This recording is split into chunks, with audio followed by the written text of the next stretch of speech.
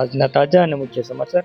હાલમાં મળતી ખબર મુજબ વાસદમાં બાળકીની હત્યા કરી રેલવે ટ્રેક પર ફેંકી નરાધમ આરોપી એન્કાઉન્ટરમાં ઠાર. વાસદમાં બાળકીના અપહરણ અને હત્યાના આરોપી સુરેશ પરમારે હુમલો કરતા પોલીસને આત્મરક્ષણમાં ફાયરિંગ કરી એન્કાઉન્ટર કરવું પડ્યું હતું. આણંદ જિલ્લાના વાસદમાં 4.5 વર્ષની માસૂમ બાળકીનો મૃતદેહ મળ્યો હતો.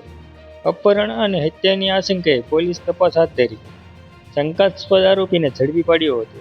જોકે આરોપી સુરેશ પરમારે હુમલો કરી દેતા પોલીસને આત્મરક્ષણમાં ફાયરિંગ કરી એન્કાઉન્ટર કરવું પડ્યું હતું.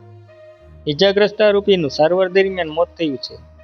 આ બનાવ અંગે મળતી વિગત અનુસાર આજે વહેલી સવારે વાસદ રેલવે સ્ટેશન પર પ્લેટફોર્મથી આગળ રેલવે ટ્રેક પર એક બાળકીનો મૃતદેહ કચડાયેલી હાલતમાં મળી આવ્યો હતો.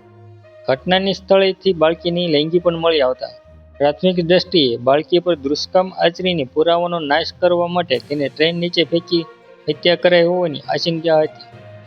હાલમાં આરોપી સુરેશ પરમારના મૃતદેહને હોસ્પિટલના પોસ્ટમોર્ટમ રૂમ ખાતે રાખવામાં આવ્યો છે. બીજી તરફ પોલીસ દ્વારા આ એન્કાઉન્ટર મામલે આગળની કાર્યવાહી હાથ ધરવામાં આવી છે. આ કાર્યવાહી સંપૂર્ણપણે આત્મરક્ષણમાં કરવામાં આવી હોવાનું સામે આવ્યું છે. વિડીયો સારો લાગે તો પ્લીઝ લાઇક અને સબસ્ક્રાઇબ કરવાનું ભૂલતા નહીં.